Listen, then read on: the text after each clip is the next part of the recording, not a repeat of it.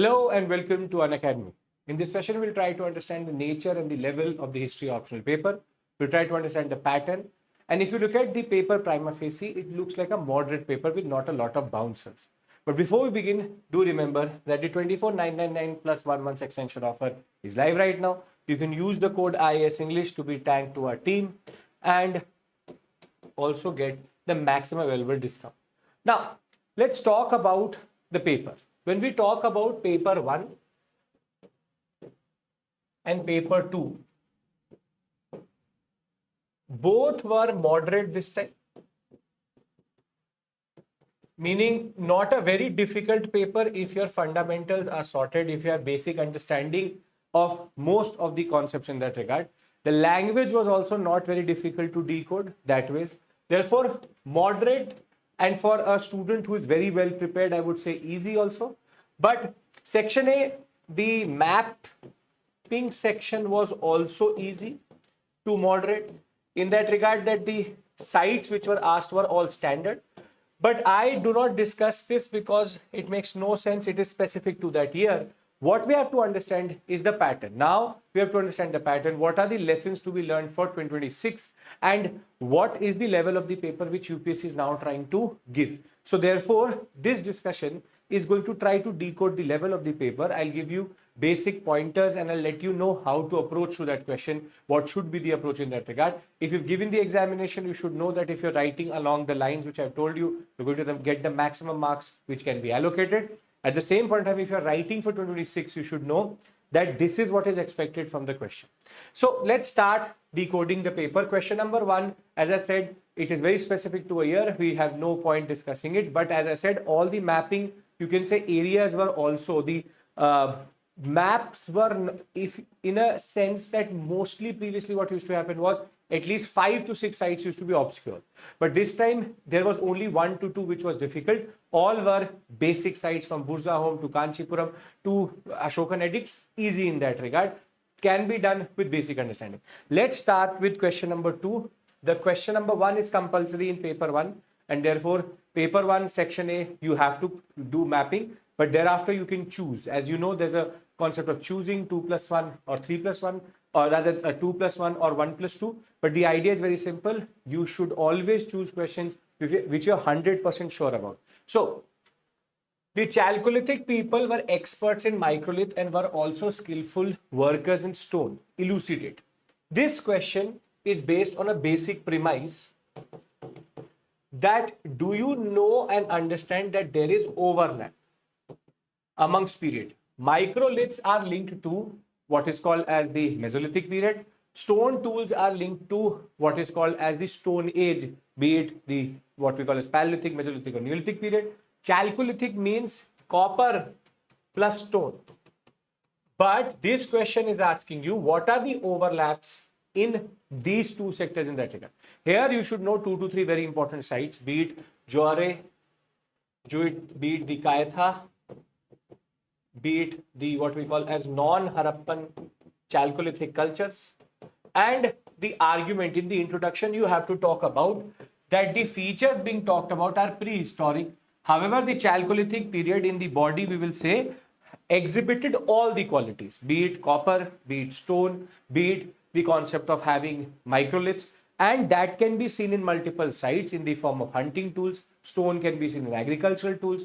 And in most sites, what we have evidence of is there's less copper in non-Harappan Chalcolithic sites and more stone in that regard.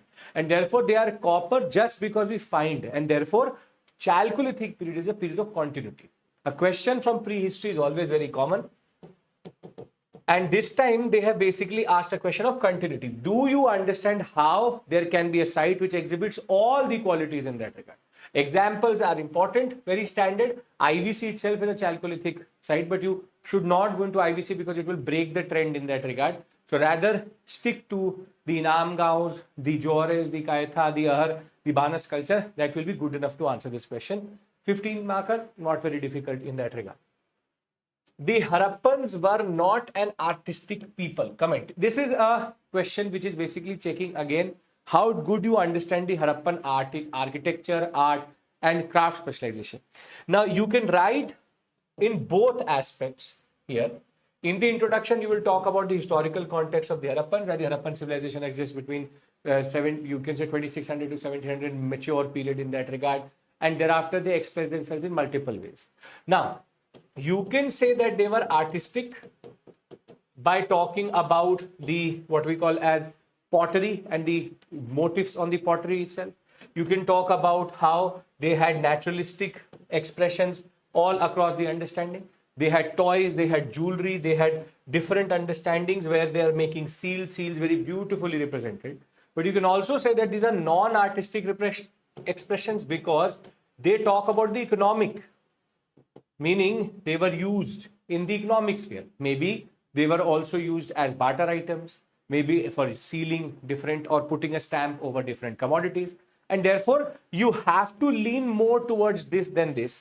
And this question, the comment point, basically you have to say that they were artistic, but the art also had an economic understanding in the larger scheme of things with regards to internal and external trade. As I said, I'm trying to give you a guiding light and understanding. Everybody is going to write a different answer. But what I'm trying to do here is I'm trying to give you the decoded understanding of what is expected in this question. And looking at this question, not a very difficult question. They could have asked any obscure thing. It's more about interpreting. In history optional, mostly it is about interpreting the question. If you understand the question, you will understand the internal logic, and the underlying logic is very easy. And sometimes even GS level understanding can give you, you can say, marks and easily answer any questions. This is something which we discuss, I discuss even in GS classes. I discuss this in optional. We've discussed in time and movement multiple times on different platforms. The ideological challenge posed by Jainism and Buddhism was deeply rooted in economic and social transformations brought about by expansion of agrarian settlements in East India. Very simply, it's asking you what is the context in which Jainism and Buddhism rose. Introduction, you have to talk about how Vedic Brahmanism and the concept of how later Vedic period was basically dotted by this domination of the Varna system and the domination of the Brahmins. And then political, Kshatriyas were rising, were getting frustrated. Economic, Vaishyas were rising, were getting frustrated.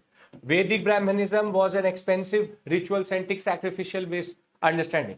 All together, if you add political, economic, and social and religious, you get the deep-rooted socio-economic transformations, which basically, so to talk about the rise of the Kshatriyas, you have to talk about the rise of Ganasanghas, more than that, the monarchical system. You talk about the concept of the economic rise, the trade, what is called as a resurrection of trade, which is going to happen in the 6th century BC. Basically, it is asking you how did second urbanization contribute to the rise of Buddhism and Jainism? That is a simple question. This basically is being asked here in that regard. So this is a fairly easy question, 20 marker. If you want, you can do this set. It's a good set. Question number 2 was a good set. You can, all three were quite manageable in that regard. Let's move to question number 3. This is something which most of the students have done, and this is basically question number 2C in a different way. It is asking the origin of the territorial republics, which means Gana Sanghas. If you understand this, then you can easily understand this question. Gana Sanghas has been traced to the reaction against pattern of life that evolved in the later Vedic period and life. Fairly easy question. See, Gana Sanghas are oligarchies.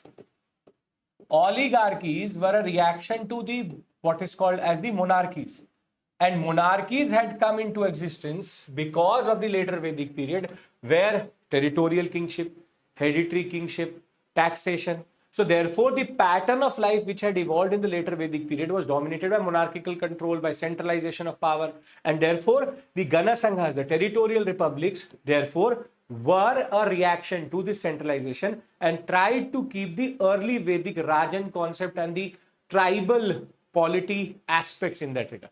So it's a dichotomy. You just have to point out that dichotomy. Very easy question. Again, if you understand the question itself, and most of the students have to understand this, history optional is more about understanding the question. If you understand the question, the underlying logic is fairly easy in that regard. Okay. How far did the Mauryans facilitate the diffusion of material culture of the Gangetic Plain? Explain. Now, Mauryan, what is Mauryan culture?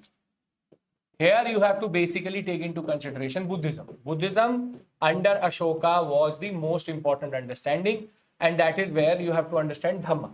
Now, what are the measures which were taken by Ashoka to spread Dhamma across the Indian subcontinent is basically this question. The question is, what were the measures taken by Ashoka to spread Buddhism or Dhamma across India? So, you have to talk about Dhamma matras. You have to talk about the missions which he sent, where he sent his son and daughter, Mahendra and Sangamitra. You can talk about how he developed certain edicts, how he had developed certain stupas, architecture. Then he also entertained multiple scholars, and therefore this is the Buddhist angle. You can also talk about how the concept of Varna, because the Mauryans were interacting with Sangam polities, the Chera Chola Pandyas, and therefore because of the interaction between the Sangam and the Mauryans, a lot of the Vedic Brahmanistic practices, the caste practices, or you will say the Varna practices actually started to penetrate into the southern sector. So material culture means everything: religion, the concept of art, and the concept of society, the concept of how he wanted to express himself. So again, too much to write for a 15 marker. Everybody is going to structure it differently, but it is a fairly very easy question in that regard. So you don't really need to worry about it. So again, very manageable question in the larger scheme of things, because you can easily write this if you have an understanding of what the question actually means. Okay. Now, this question is a little bit difficult if you are not able to actually find the catch in the question. See, look at it prima facie. Examine the nature and impact of India's contact with Central Asia during 1st to 3rd century CE. How did these interactions influence India's political, culture, and economic sphere? Now, first thing you have to understand, there are 2-3 words which we need to first decode. What does 1st and 3rd century CE mean? What does Central Asia mean here? And what is the political, economic, and cultural impact of something like this? First things first, 1st to 3rd century CE would mean we are talking about the post-Mauryan period. Now, in the post-Mauryan period, what connection did Central Asia have with India? Indo-Greeks, the Sakas, and the Kushanas. Now, if you are able to decode this much, then you can easily answer this question, because then you know what is the political influence of the Indo-Greeks, the Sakas, and the Kusanas. They led to the concept of new concepts of rule coming through, the Kaisar and the different tags which came through with the Kushanas itself. There was a centralization of this sector. There was also the issue of what is called as Hellenistic or Greek influence coming through. Cultural would be the easiest in that regard. Gandhara school of art, the Kushanas spread it across India itself. Thereafter, further the Greco-Roman influence on Mathura, and thereafter the idea of coinage, the proper coinage introduced by the Greeks. And economic sphere is that India got connected to the Central Asian sector. We had very flourishing trade in that regard. So therefore, if you actually look at it, it is asking you what is the nature of rule of Shakas, Indo-Greeks, and Kushanas, and what is the impact of them. Again, looks like a very difficult question, but a very easy question, because if you are able to decode these words, when I looked at it in first glance also, I also thought that it was about post-Mauryan trade with Central Asia. But if you actually dwell further and go deeper into this understanding, you will realize it is not that they're asking about the trade, they're actually asking how India was connected to that area. And that connection came through the Indo-Greeks, came through the Shakas and the Kushanas. So again, fairly easy question, very straightforward question in that regard. As I said, it's a moderate paper because they could have easily asked something random out of this area, but they still remained within the areas of political, economic, social in that regard.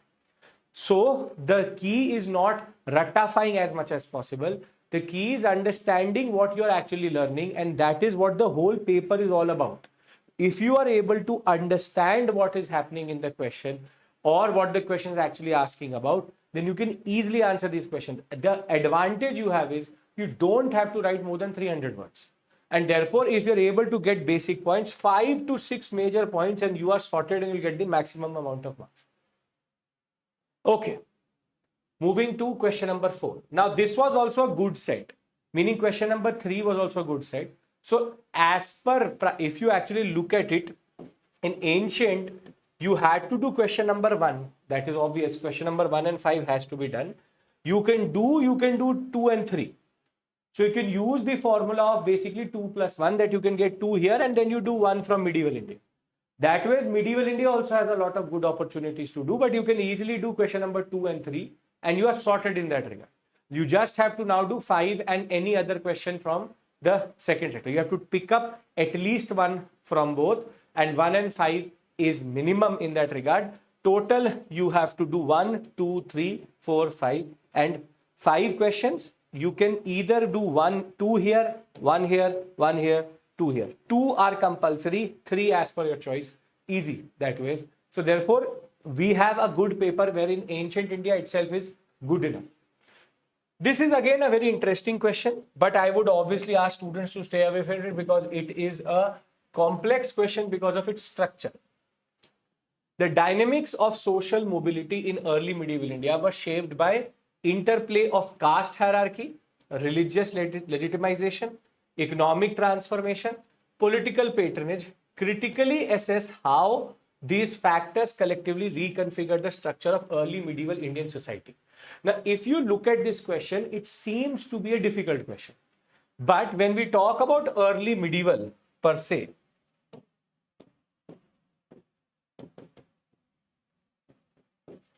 early medieval is a period of the concept of Bhagavatism coming through.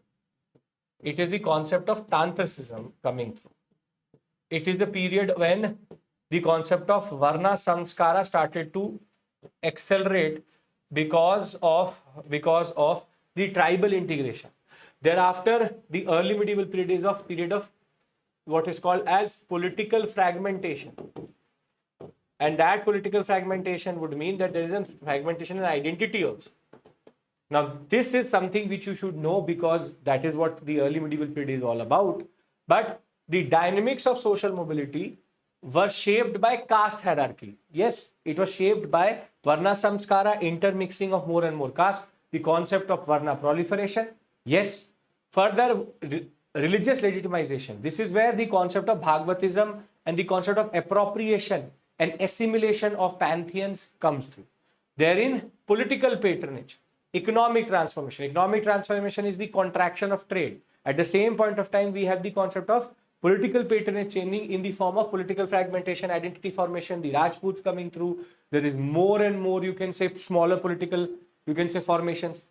Did this reconfigure the structure of early medieval society? Yes. It made it more complex. It made it more social mobility driven. It gave opportunities to the lower Varnas. The lower Varnas now had access to agriculture.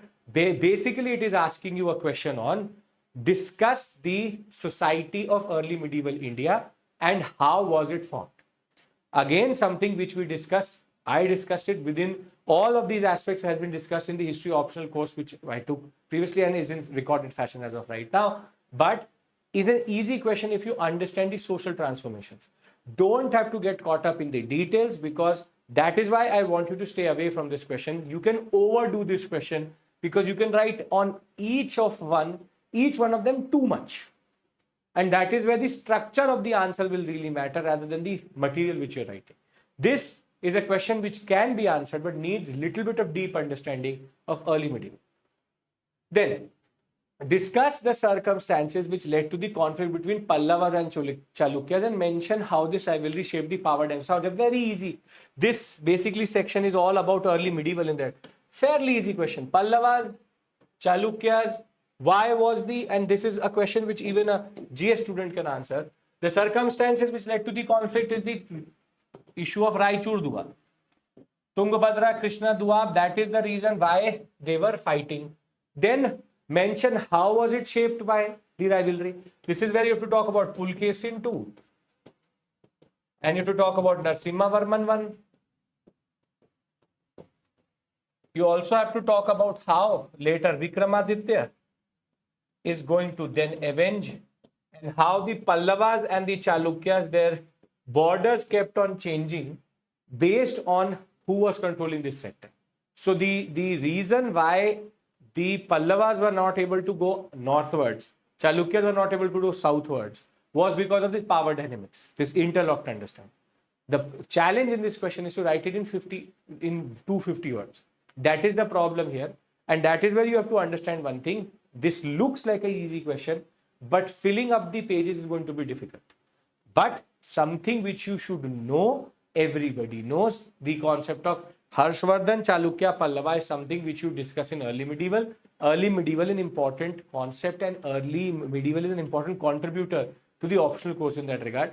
Then, critically evaluate the major stages in the development of art and architecture in early medieval India and explain how these stages reflected a broader change in society, patterns of patronage during this period. Now, if you go by this question, you will actually understand it very easily because, see, it's talking about early medieval. Early medieval would mean from 750 to 1191. Whatever is happening is early medieval. Major stage in development of art and literature. Major stage of development here is going to be temple architecture.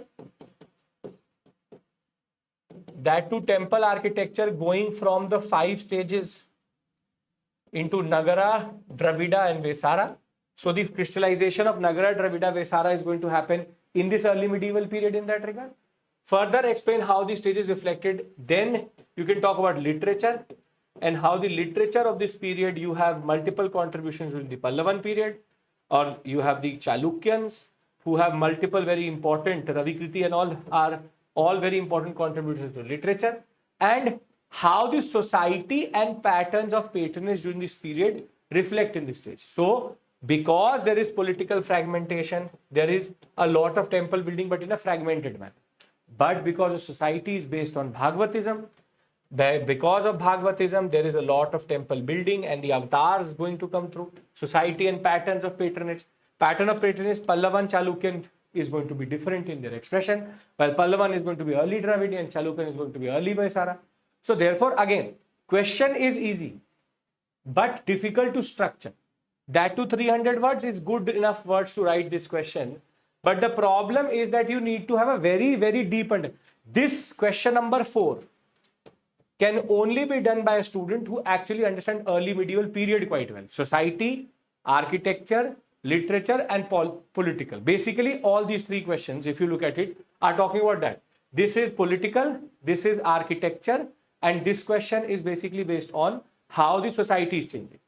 So, when we talk about this question, this is on society and the larger ebbs and flows.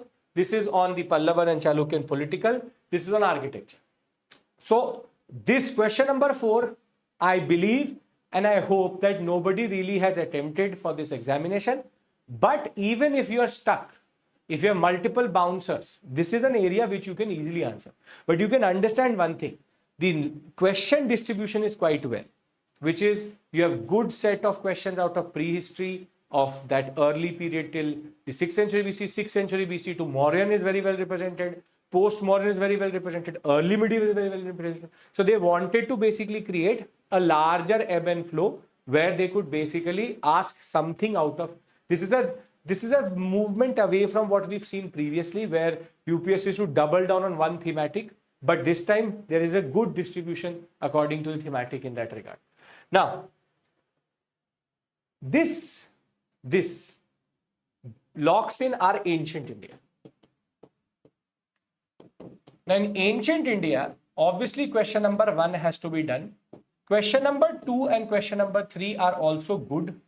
Question number 4 is the no here. Straightforward. Question number 4 is the no here. If you have done these 3, this you obviously had to do. But if you've done these 2, you're in a good space. Good set of questions. And also easy in that regard. Nothing out of the box. If you've attempted this, you may get better marks if you have structured the answer well. But I would suggest don't try to attempt question number 4. Early medieval is messy, needs better structure.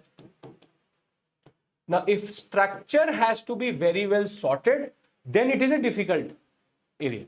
This needs very good structuring of the answer. Where you may lose marks, these two are that fairly list.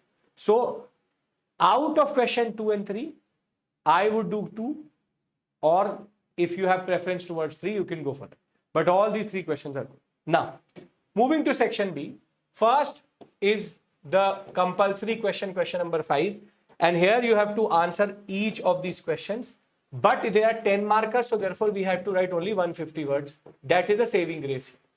Now, religious themes inspired a large section of literature in provincial languages in late medieval period. Now, late medieval is the first thing which we need to understand. Late medieval would mean not the period between 1200 to 1300 or 1400. It would mean 1400 to 1600 till 1750. So basically it's asking how religion inspired a large section of literature. So therefore you basically have to talk about how in Vijayanagara, how in Bahmani, and how in Mughal, most of the literature was based in and around the concept of religion and religious themes. And even if we talk about Rajputs, all of it, and it is true, when we talk about Vijayanagara, when we talk about Bahmani, this is 10 markers, so don't overdo it. Just say that because it's a period of cultural churn and interaction between two very big religions, obviously there was religious theme in that regard. This is the most difficult question out of this set. In question number 5, first one is difficult. After that, it is very easy, which is Alauddin Khilji's economic measures aimed at centralizing political authority in Delhi Sultanate. Very easy. Why did he bring in market reforms? Because he wanted centralization and the Mongol threat concept. If you can talk about the Mongol threat and why centralization was needed, easily you can answer this question. So therefore, this is a very easy question.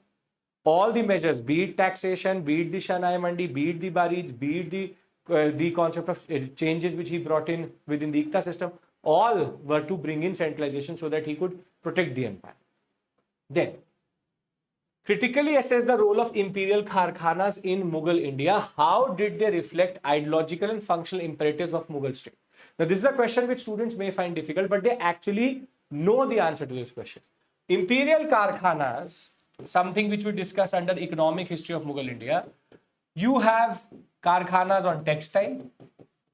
You have Karkhanas on painting, if you remember, Tasveer Khanas, paintings. You have Karkhanas on guns and gunpowder. We have Karkhanas in cannons and topes. Cannon and top. We also have Karkhanas which are doing shipbuilding little bit. We have also Karkhanas which are developing metallurgical understanding. The new types of, you can say, metals are being produced. How did they reflect the ideology and the functional imperatives of the Mughal state? Mughal state is known for its diversity. Mughal state is known for its syncretism. Mughal state is and its economy is known for its, you can say, craft specialization and spread. So therefore, the textile Karkhanas represent a trade aspect. Paintings shows the psyche, the ideology of the Mughal state, which is based on a marriage of the Gujarati, Rajasthani, the Deccani, different form of architecture and styles in that regard. The gun, cannon, shipbuilding and metallurgical shows how the centralization changes which were coming through, new technologies which were developing, which were now being appropriated and brought in. This looks difficult but is easy. It's out of A and C, students will find difficult. But if they know the overarching framework, they will be easily able to answer this. Do understand this point. This looks difficult, isn't difficult. Because if you know what a Karkhana is, which is basically a workshop or a factory, then you know what this means actually in that regard. Okay. The principles of Sikhism represented a harmonious blend of Islamic and Indic religious beliefs and practices. Very easy question. Everybody talks about how Sikhism was a middle path between Islam and Hinduism.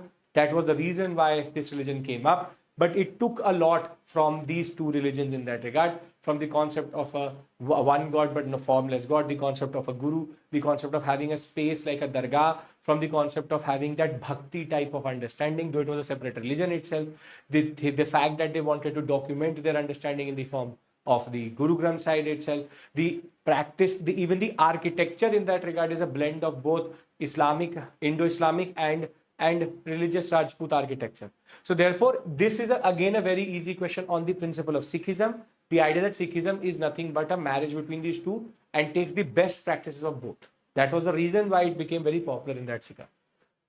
Gunpowder changed the character of warfare in India during the Mughal era. Elucidate. Very, very easy question. This is basically a question on Babur and how the Tulugma and the Rumi technique and how the first battle of Panipat was won over the concept of gunpowder. Gunpowder allowed him to win Panipat, then allowed him to win the Chausa, the whole, you can say his early expansion or the whole Mughal expansion, be it Chausa, be it Khanwa, Chausa rather being Humayun, but you have Khanwa, you have Ghaggar, all of it, all these battles. Babur, you will start with, you will go to Humayun, and you will then end at Akbar by basically saying that the second battle of Panipat was also because of them. So Panipat, Khanwa, Chanderi, Ghaggar, Chausa, Kannauj, where Shesha used it quite well. Thereafter, Sarhind, then second battle of Panipat. Anywhere if you write, this can be written by a GS level student. This is something which we discuss in GS level classes. Fairly easy question. So here we had 3. Always it is like this: 3 plus 2 or floor plus 1. It is now based on your perception, how you look at it. Do you find these 2 difficult or do you find 1 difficult? But as always, 3 plus 2, 4 plus 1 formula is always followed by UPSC, where 1 question is difficult or 2 questions are difficult. Standard process in that regard. But those difficult questions are also moderate, not something random on some writer or some literature based question. Even religious literature question was based on basic broad based changes in that regard. Okay. Question number 6, question number 7, question number 8. Now let's try to decode which is that one question which I would like to do from here. This is a very simple question if you know what is called as Dhasala system. Discuss the structural features of Todermal's revenue system, which is Todermal Bandobast Dhasala, and evaluates its effectiveness in standardized land revenue assessment in India. Very easy. What is Dhasala system? Basically, the first question is what is Dhasala? So basically the concept of a 10-year average produce 10-year average rate into and 1/3, and that will give you the state share in cash. Later will become Zapti when you add measurement to it. Evaluate the effectiveness in standardizing because it was based on revenue circles, because it was based on good, middling and bad, it was based on rates. It led to a very effective change and standardization of revenue assessment across India. That too, along with the concept of the Karoris, the Kanun was also getting very standardized. Because it's a 15 marker, any of these points, if you're able to explain Dhasala, you'll easily get marks here. Now, this is why question number 6 was not attempted by most of the students because of this question and this question. Barni's Fatwa-e-Jahandari was not a proper account of Delhi Sultanate but a lament. Elucidate. This is a very interesting question. This question is not on Fatwa-e-Jahandari. Rather, it is in the what context did Barni write Fatwa-e-Jahandari? Therein lies a very interesting concept. See, Barni wrote Fatwa-e-Jahandari when he was imprisoned by Firoz Shah Tughlaq. He was very close to Muhammad bin Tughlaq, but when Firoz Shah Tughlaq came through, he was basically he fell out of favor and was jailed. So therefore, Fatwa-e-Jahandari by Ziauddin Barni was not written in the context of telling the story of Delhi Sultanate. It was rather written for a Delhi Sultanate which he looked upon, where he talked about what are the, you can say, if you look at Fatwa-e-Jahandari, it tells you what is the conception of religion which it should have, what is the nature of state it should have, how a ruler should act, and he always used to talk about how literati should be in a way respected because he himself was in the jail in that regard. That is why Barni's lament was that what he was looking for, what Muhammad bin Tughlaq's, you can say, Delhi Sultanate, he was looking for in Firoz Shah Tughlaq's Delhi Sultanate. difficult question because if you don't know the backstory, you will find it difficult. This is the first bouncer, if you want to call it, in that regard. This is a difficult question because it is factual, purely factual. Why? Because it says discuss the development of Hindi literature under Mughal patronage, Bhakti Sufi movement influence on it. I have given very specific notes on this, which is Hindi literature during Mughal period. You have to remember their names, you have to remember the authors. Bhakti Sufi influence is the easy part because you have to talk about how the concept of devotion, the concept of surrender, the religious themes, and thereafter the concept of how change needs to be brought in. All of that has to be talked. All of that has been talked about. But question number 6 is something which I will stay away from because it has questions which can be answered, but one is extremely factual. One needs a little bit of context. First one is still okay. Question number 6, I hope nobody is going to answer. Nobody has answered in that regard, in the larger scheme of things in that sense. Okay. This is the question which everybody should have done because it's an easy set of 3 questions. First, Portuguese maritime power disrupted the character of trade in Indian subcontinent or Indian Ocean in 16th century. Review. Very simple question. Here you need to know about the Kartas system, the factories, Battle of Chaul, Battle of Dew, and Blue Waters policy. Basically, they're asking you this question. This comes, early modern comes in the medieval section. Therefore, this is a question which can be easily answered because they disrupted it by these concepts. Akbar's Rajput policy was shaped by consideration of factional politics in Mughal court. Again, very easy question. It is basically Rajput policy mixed with the concept of composite nobility.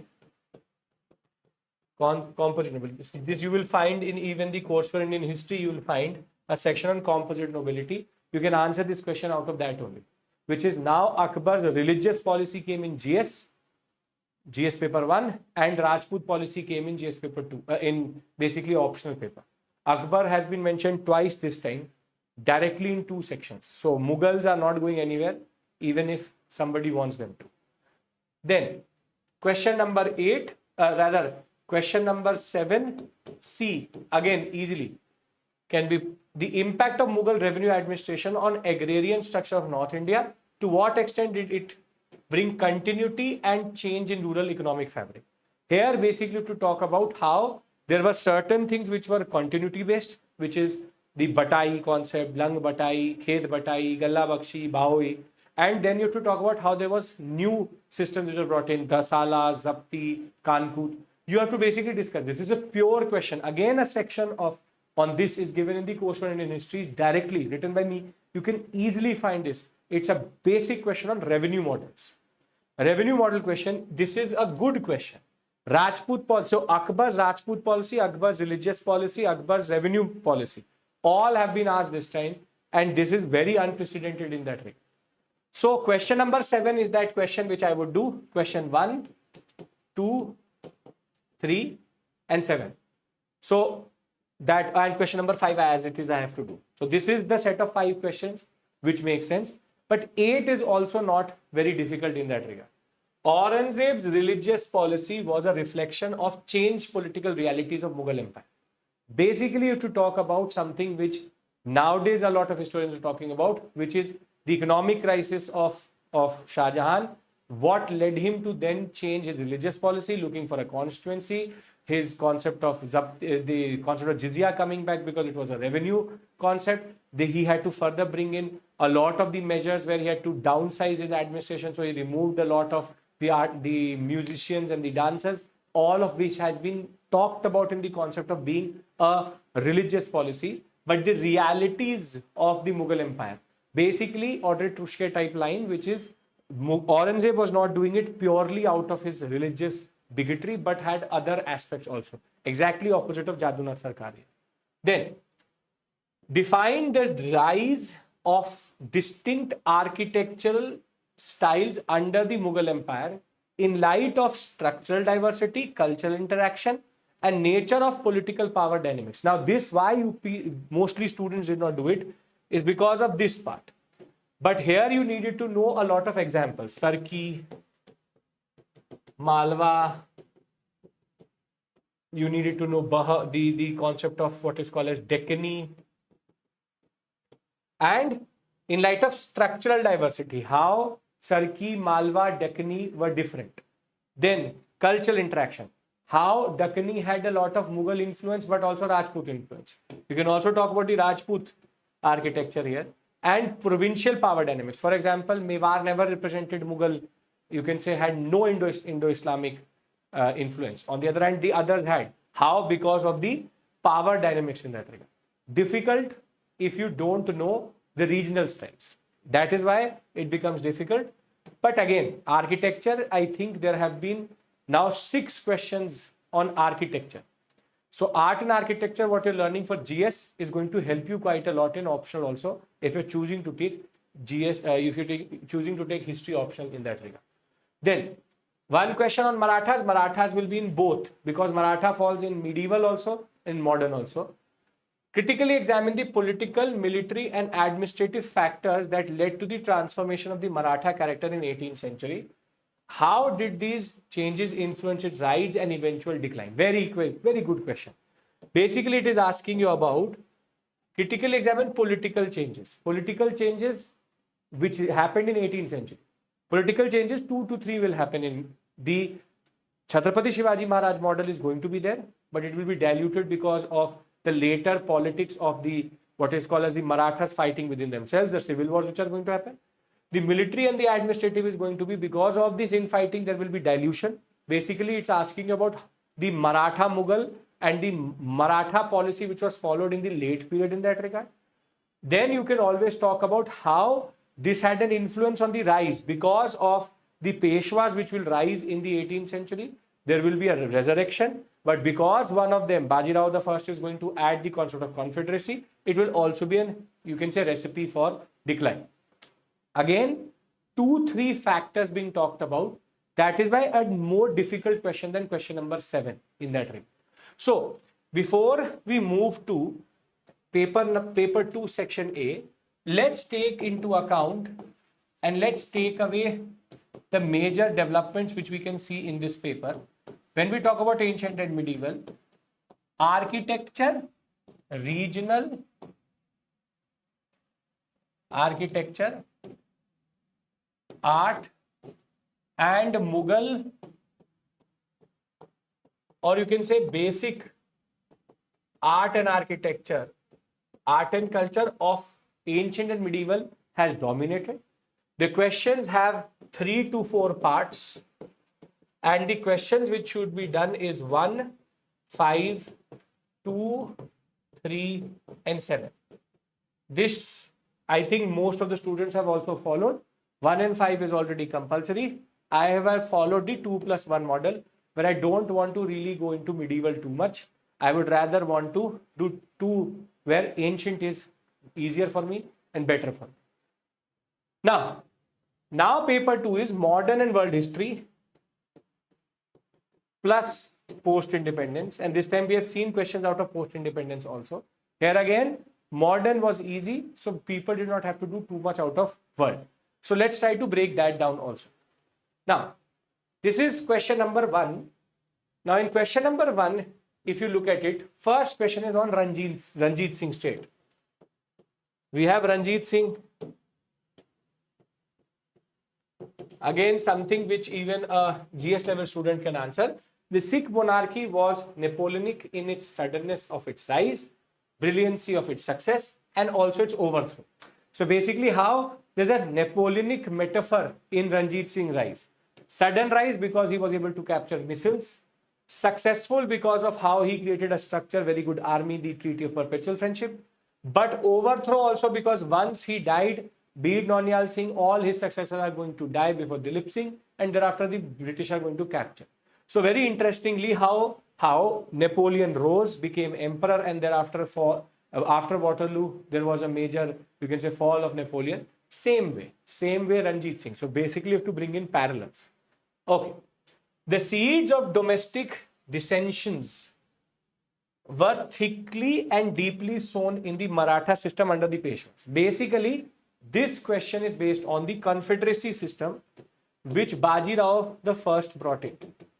And that is the question which basically they're asking, which is seeds of domestic dissension, which is internal politics was not previously, though there was a lot of infighting previously also, but the confederacy model which was brought in by the Peshwas is going to make sure that later the British are going to use that against the British, against the Marathas itself. Again, very easy question that was. This is easy, this is easy. Bhagat Singh and his comrades significantly expanded the meaning of the revolution or the scope of the revolution, refining its beyond political upheaval and to include socio-ideological transformation. Very easy question, because this is based on what is the concept of Indian socialism. What did socialism mean and what did HSRA mean out of it? This is again something which we discussed quite a lot. It was not just about the destruction of capitalism, it was freedom in true sense, Azadi, Rang De Basanti, Inqilab Zindabad, where they talked about the concept of how money lenders need to go away, the zamindars need to go away, the mill owners need to go away, the concept of caste hierarchies need to go away. So therefore, for them, revolution, Marxist revolution was not about freedom from capitalism, but freedom from all forms of domination in that regard. Again, fairly easy question, 10 marker, therefore you can easily manage in that regard. Again, very easy. The significant features of Indian Council Act of 1892 was the principle of election which is it introduced, though the word election was very carefully avoided in it. So basically, Indian Council Act 1892 to discuss how the concept of representation came through, indirect elections as we call it, nominations as we call it, to basically discuss the features. Again, fairly easy. The colonial rule opened the Indian markets to British manufacturers and led to deindustrialization and destruction. Again, very easy. Here, 5 out of 5 or 4 plus 1 if you take the first one as difficult. We have to talk about deindustrialization and how the industrial revolution destroyed the indigenous sector, the indigenous, you can say, industries in that regard. Very, very, very easy question. This even a GS level student can answer, GS level question in that regard. This also in that regard. Even I would say that this is also a GS level question. This is why GS history has a lot of intersection with optional, obviously. That is the advantage of taking history optional, that you basically have so many intersections. Modern India is basically more or less the same, little bit of more depth in that regard. Okay. Now, question number 2. Do you agree that the idea of permanent fixation of land revenue of 1793, which is permanent settlement, was highly influenced by the physiocratic school of thinking? Now, this is what makes this question difficult. But when we talk about different schools of understanding, the physiocratic school, which is marked by the understanding of Mirabeau as the most important personality, they are basically the antithesis. The physiocratic school, be it Quarsney, they are basically the antithesis of Adam Smith. They used to believe that all wealth should not be based on mercantilism. They opposed mercantilism, and they used to say that the real wealth of a society and the real wealth of a nation is the wealth it is generated from land revenue. Now, basically, permanent fixation, the Alexander Does and the, you can say, Cornwallis of that period were physiocrats who believed in the concept of landed money, landed aristocracy, and therefore, yes, permanent settlement was a direct concept which came from the physiocratic school of understanding, something which came up in France first and then spread to Britain, which is that landed elites are the ones who really contribute to national development, and land revenue is important. And that is the understanding and that is the obsession which the British had to introduce permanent settlement in India. Difficult question, 20 marker, difficult if you don't know what is physiocratic school of understanding.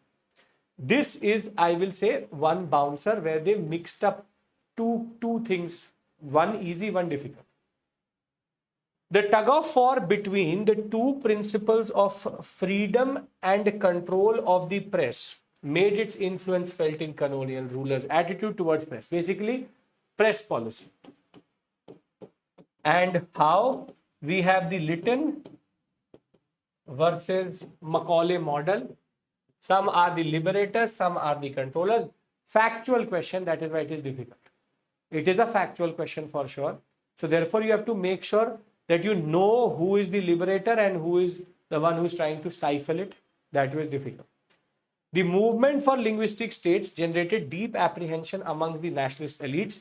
They feared it would lead to balkanization of India. This is post-independence question with two modern India questions. Post-independence, the concept of why were there no linguistic states, the concept of JVP, Dhar, and then thereafter the fears which the you can say our leaders had at the time of independence to not create linguistic states. 10 marker, but this is a difficult question. I would wait and look at other questions before I do question number 2. Question number 1 I have to do as it is. Let's look at question number 3. During the Carnatic Wars, the French position, which was one time dazzled the Indian world by its political successes, was destined to end in humiliation and failure. This is a very good question, fairly easy question. You have to analyze the Carnatic Wars from the position of holding, winning in India and then losing in Europe in what is called as the Treaty of Aix-la-Chapelle, from basically having control over both Carnatic and Hyderabad, and siege of airport is going to take away everything, from Delali's foolishness to go and take Madras without reinforcement. This is a good question, 20 marker, good answer. Why has the safety valve theory related to the foundations of Indian National Congress been thoroughly discredited by recent research? No 7 volumes, sanitization of the image, there was no interaction. Very easy question. Even a GS level understanding can give you this answer.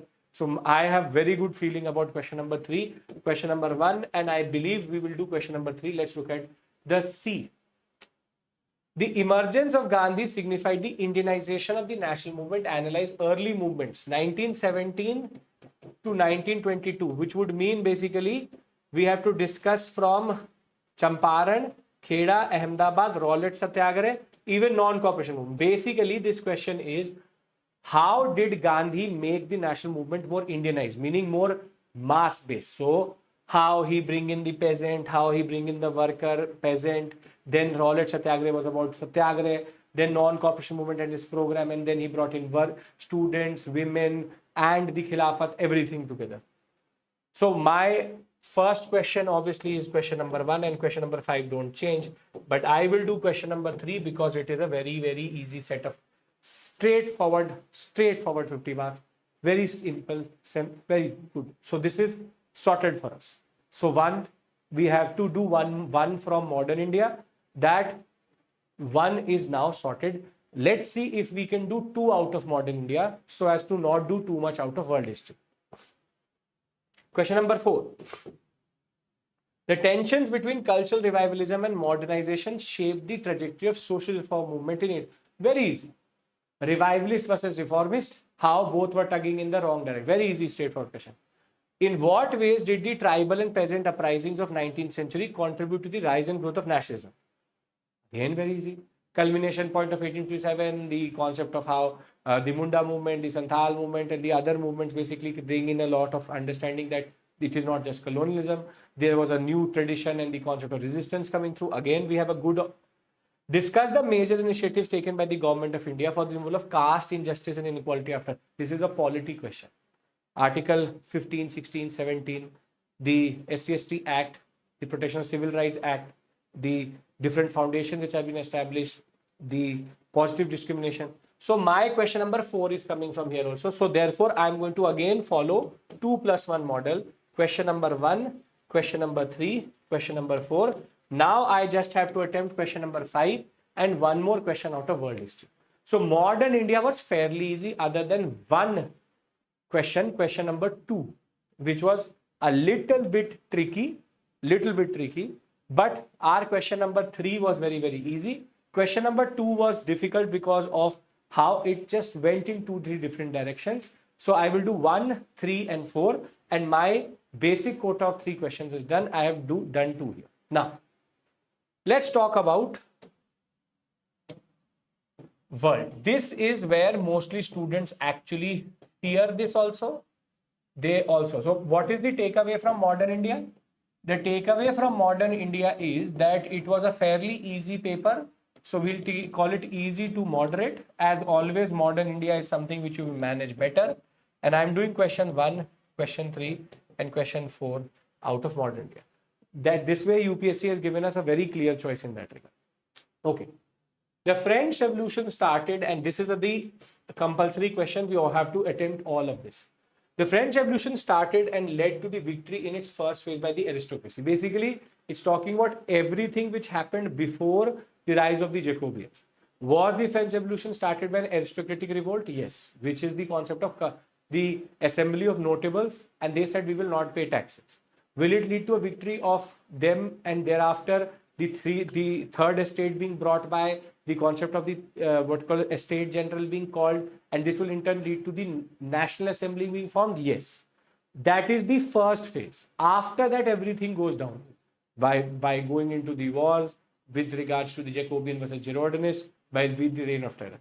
Basically, you should know that initial push was successful till the constitutional monarchy aspect. Thereafter, Republican agenda will derail everything. Okay. With the Reform Act of 1832, began the activities in reconstructing legislation to which there had been no parallels in British history. Very simple. There is always a question on the reforms of 1832 with regards to how there will be male franchising being given, the concept of rotten boroughs being removed, there will be no multiple votings. All of that, there was no precedence. Basically, it's the question on the Chartists and how the Chartist agenda had no precedence previously. The First World War did not produce just political consequences. It also had a deep impact on the ways of thinking. Again, this question is very easy because when we talk about the First World War, the political consequences obviously was there, the Treaty of Versailles, the understanding of how the new world had seen something. Basically, the way of thinking had changed because people started to become atheist. War could now kill crores. The concept of bloodiness of the war. The idea that the war can have a period of recession thereafter also.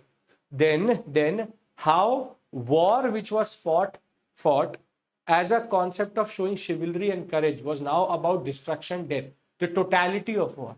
How science and technology became war oriented, the industrialization of warfare. So this very easy question, we discussed it, the concept of total warfare, which was there during the First World War, basically took everybody by surprise, but everybody now started to become more and more conscious towards this understanding. Okay. In the Soviet Union, also in China, there was a strong belief that the anti-imperialist movement in the colonies would result in moving towards the socialist orbit. This is very easy because all the Western bloc was basically all colonialists or the colonizers, be it the US to some level, but the whole of the European sector, be it Belgium, be it France, be it the British, be it the Germans, be it anybody, were all the you can say, colonizers of the world. So it was believed that when decolonization is going to happen, the third world would never want to go into the domination of the same countries they had been dominated for 200 years or 100 years. And therefore, the Soviet Union used to believe, the USSR used to believe that they would have a normal inclination towards the West, towards the East in that regard, to which they belong also. There will be certain countries which will show this understanding. For example, Vietnam will be one. China itself, after its decolonization, will do it. There will be also in Southeast Asia multiple countries which will become communist. India broke this norm by becoming a non-aligned movement-based country in that regard. Okay, very easy. The pre-Marxian socialist thinkers envisaged socialist societies without fully considering the practical mechanisms of achieving or maintaining them. Basically, this question is on what is called as utopian socialists. The first generation of socialists, be it Owen, be it Buffet, be it Saint Simon, and if you are able to come to this conclusion that it will be Owen, it will be Buffet, it will be Fourier, we discussed this again in class quite a lot.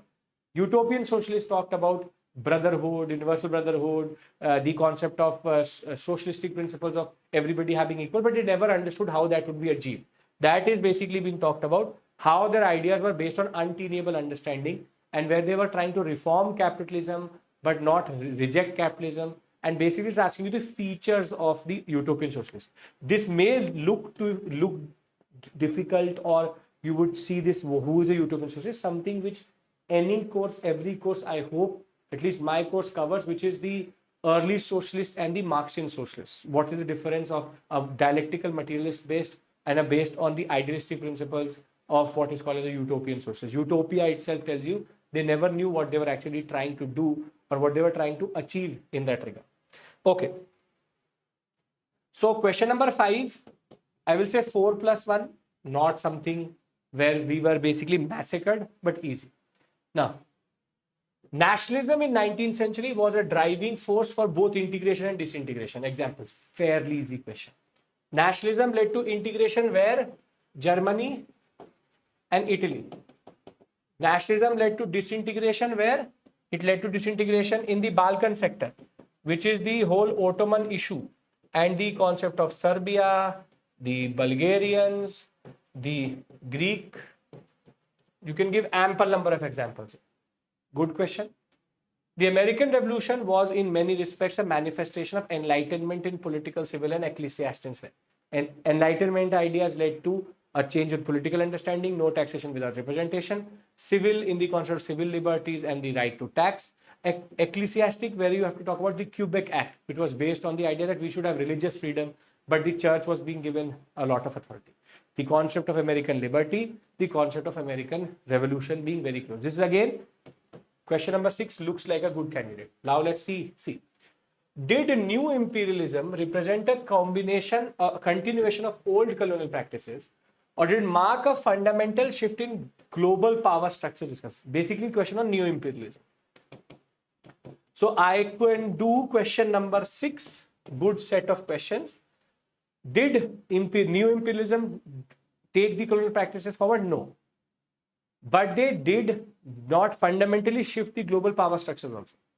Did it mark a fundamental shift? Yes, which is from the European sector being the world power to new imperialism being now shifted to the American continent in the US, and new imperialism based on McDonald, on world institutions, on IMF, on this is basically that type of question. Very easy question if you understand new imperialism and imperialism differences and how new imperialism does not really change the principles, but it manifests itself in different ways and does represent a fundamental shift in global power. 10 marker, fairly easy. So I am that way sorted. Question number 5, question number 1, question number 3, question number 4, and question number 6. So my second paper is also sorted. This is been the easiest, you can say. UPSC, what it used to do was in ABC, it used to give 2 good, 1 bad. So it used to be very difficult to choose questions. Should I do 2? Should I do 3? Should I do 4? But this time it is not the case. Very easy. If the set is, if A and B is easy, C is also easy. So the whole set is easy. So you can take a informed call in that regard. Okay. By the time 1932 elections, Germany ruling class began to feel that the only way to escape from a deep economic crisis was to hand over the power to totalitarian agency. Basically, it's a question on Hitler. How by 1932-33, the Nazi party was winning because of the effects of the Great Depression and because the extreme left and right had not been able to do anything. Everything to be seen was as a person who has a solution. Fascists were seen as a solution. So be it Germany, be it Italy, the question still stands. So you have to explain in what context did Hitler rise, which is the economic crisis, which is the left and the right push, which is the Kapp push, which is Spartacist uprising, a person who could give a middle path. Discuss critically the salient features of Mikhail Gorbachev's domestic performance, perestroika, glasnost. This question is out of GS paper 2 from last year. And therefore, this is a repeated question, easy question. Anti-clericalism, basically to talk about how his policies in turn led to the liberalization of the media, which allowed for more satellite states to talk about what was the problem. Glasnost was internal reform, how capitalistic blend was being written within socialistic understanding. Then Chernobyl will happen and Gorbachev's understanding will totally change.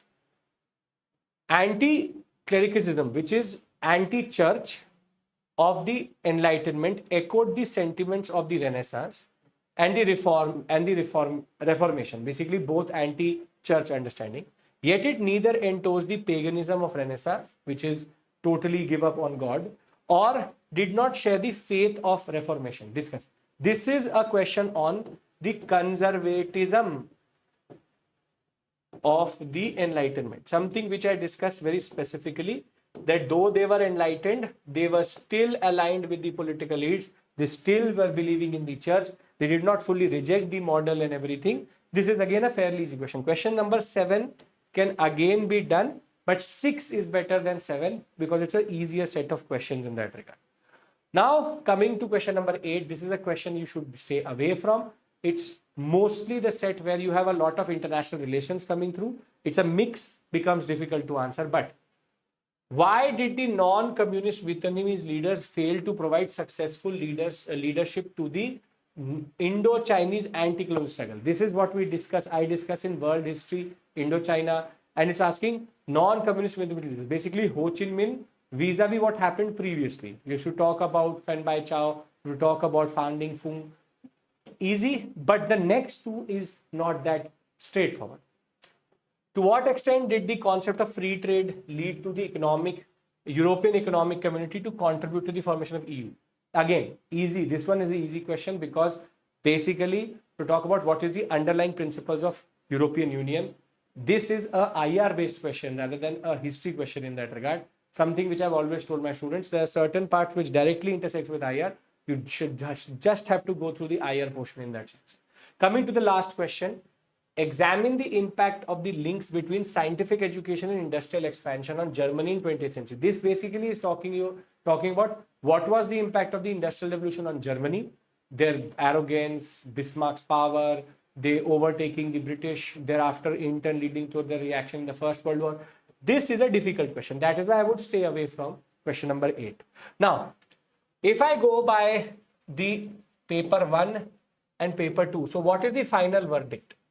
What we have seen is that there is more clear, you can say, choice with regards to questions. Art and culture and architecture is now becoming more and more important. We have to pay attention to that.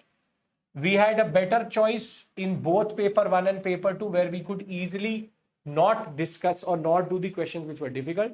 But even in that set, the questions are not difficult, the structures are. So I hope that this discussion, this understanding based, you can say, conversation which I had with you has given you clarity on how to look at these questions. For any student who is going to give the examination in 2026, there are good indications. Maybe they are trying to sort out history optional vis-a-vis other optionals. But as I said, the main understanding is it's all conceptual clarity. It's not based on facts. It's all about understanding the question and knowing your material. No direct question on historiography other than the physiocratic state. So please don't overcomplicate your journey. And I hope that if you've been my student of history optional, you were able to solve any of these questions. Thank you. Take care. Bye-bye. I hope to see you in another session. Take care.